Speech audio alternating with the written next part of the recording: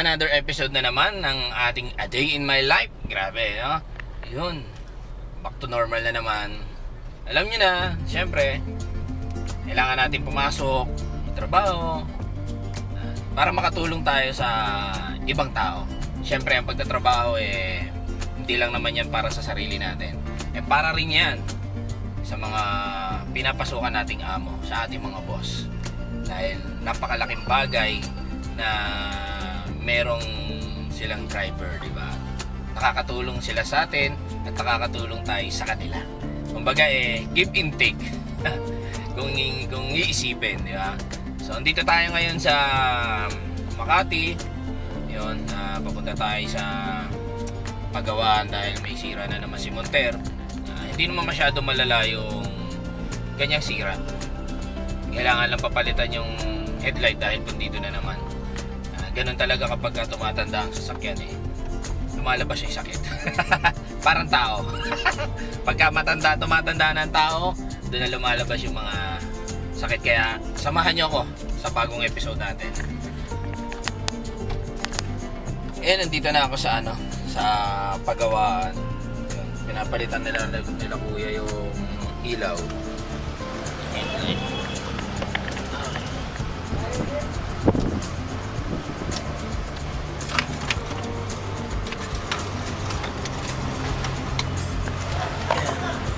Pinatay ko muna, guys. Para sa park light yung yung sira.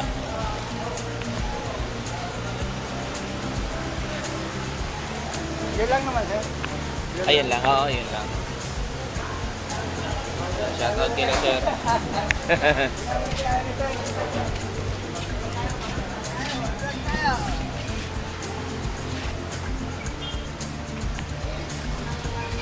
Dito ako lagi nagpapagawa ng ng sasakyan pagka may mga napupunding ilaw, headlight, park light. So dito yan. Dito ako lagi papagawa. Wala nang iba. Ito yung pwesto nila.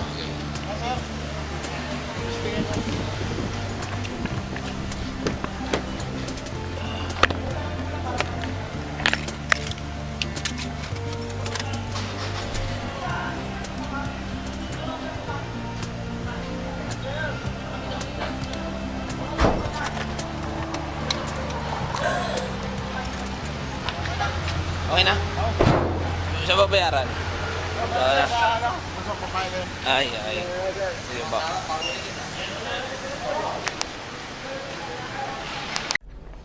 Ayan, tapos na, ang bilis lang napalitan. Si ilaw lang naman Tsaka mura lang. Yung ilaw, 100 pesos lang. Dahil lang naman siya park light lang. Kaya, pero kung yung pinaka headlight mismo yan, medyo mahal. Buti na mga, hindi naman mahal, mataas ang price. Mga 500, ganyan. Tapos bibigyan mo pa ng, syempre, labor. So yun. Kaya mabilis lang siya na nagawa, napalitan. So doon talaga ako lagi nagpapagawa, papapalit ng mga ilaw. So iba naman yung pinapagawa nito ni Monter kapag change oil, yung may mga talagang siraang aircon. So iba. Doon lang, mga palit pyesa lang ng mga ilaw, headlight, brake light, ganun. Awesome! Yan, today's lalaba tayo ng carpet. Isa lang naman to. Kasi medyo mabaho na. Kailangan laban. Medyo mabigat nga lang. Buti na lang maliit lang yung carpet. Ready na. Ayun. Nung nakaraan kasi ang dami. Medyo napalaban. Ming Ming. Ming. Ming. Ming. Ay lumapit. Hindi tayo kilala eh. Pero maglapag ka ng pagkain dyan. Ming. Ay ayaw kasi napag-vlog daw tayo. Tara, simulan na natin.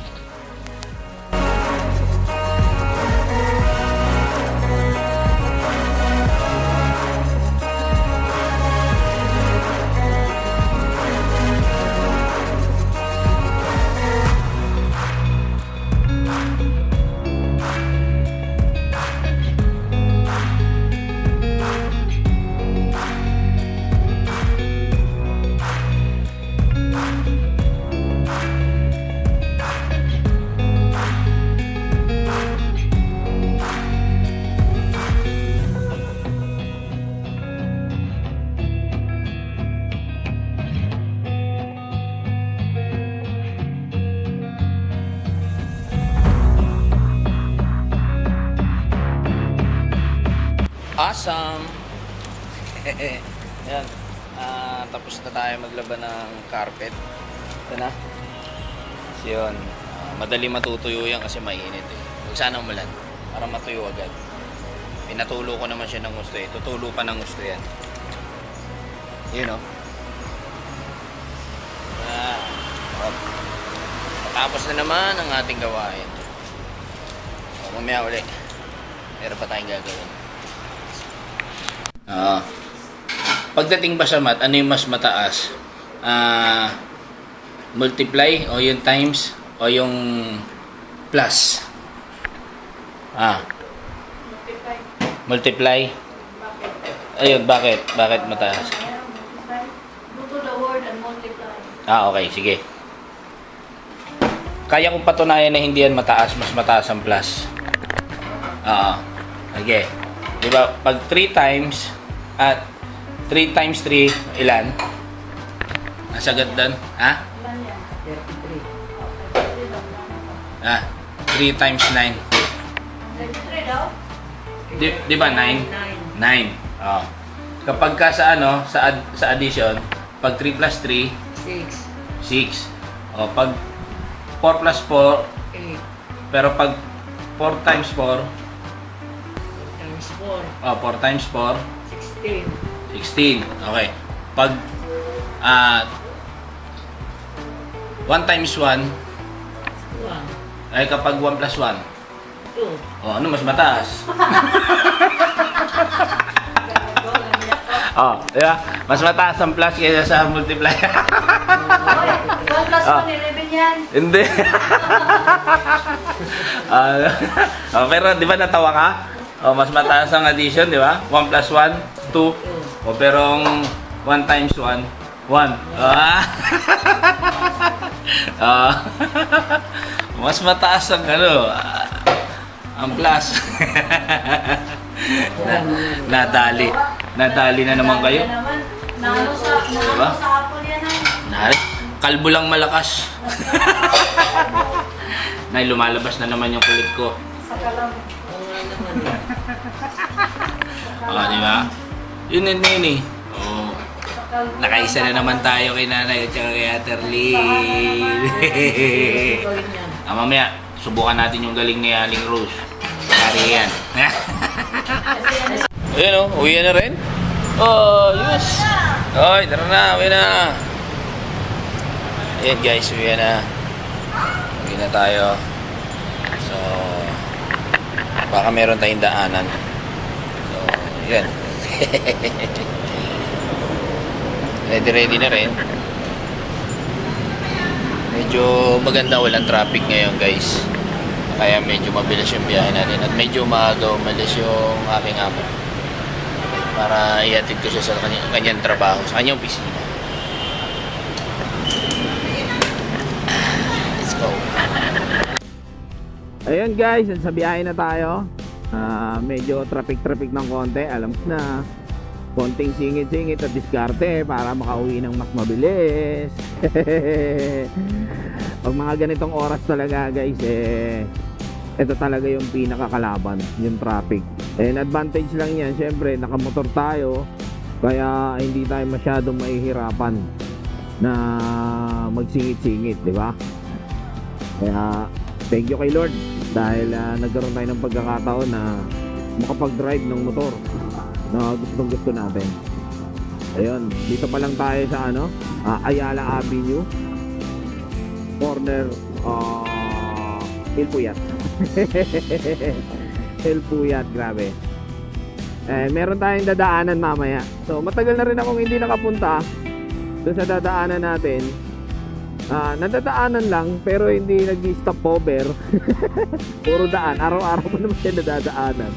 Pero hindi ako nakakapag stop over para tambay-tambay, di ba? Pero ngayon dahil maaga pa naman at mamaya ko pa ihatid si Mitty sa trabaho, daan muna tayo doon. Let's go.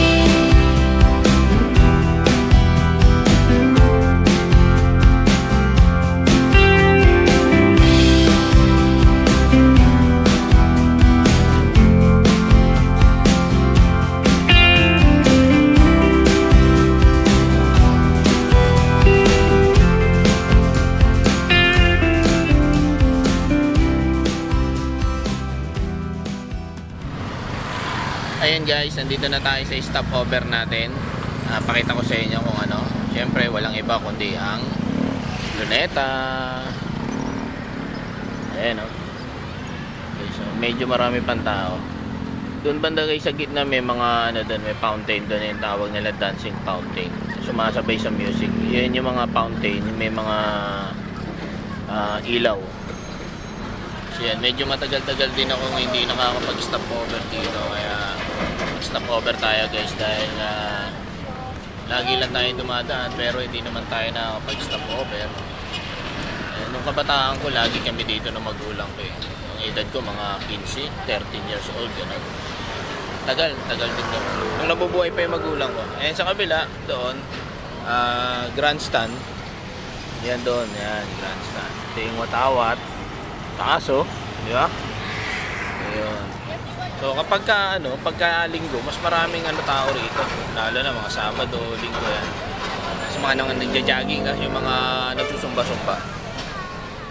And then yung pinakadulo nito, doon sa may top, sa may LRT, nandun yung yung mapa ng Pilipinas. Kaya lang wala na, giniba na meron sigurong mas magandang gagawin doon. So hindi pa tapos. May mga nagja-jogging. Medyo marami-rami pang tao. Luneta Park. So napapanatili pa rin nila talagang malinis at maganda ang Luneta Park. Isa tayo sa mga nabiblessed na nakapunta rito dahil yung ibang tao hindi pa nakapunta rito tayo, di ba? Nadadaanan natin siya. Kaya ako nadadaanan pero hindi natatambayan.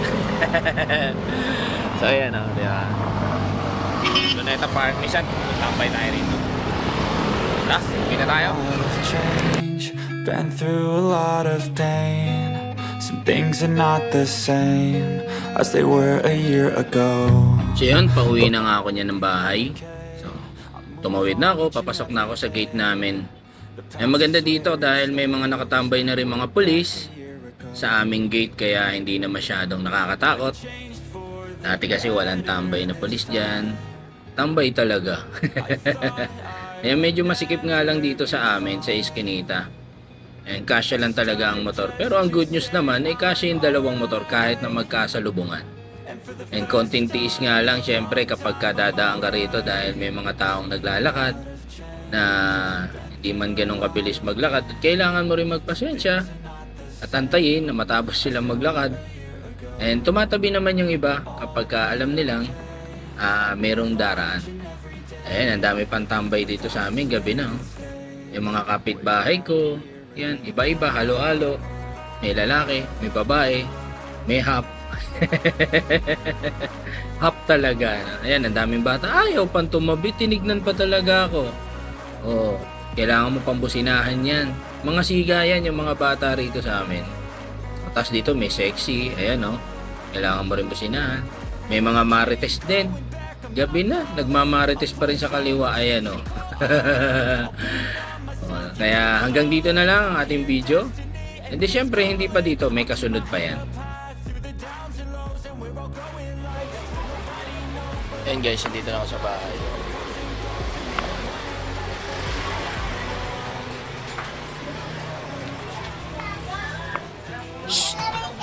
Hey! Bless! Bless, dito dali, Bless. Dito picture tayo yan. Oo, video. Video tayo, video.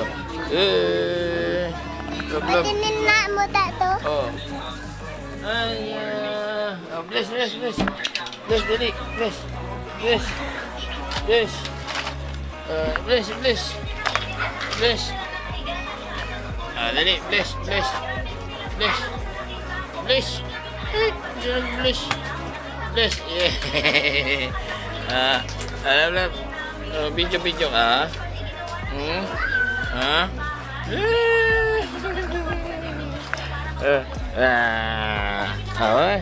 Bye-bye. Bye-bye. Bye-bye.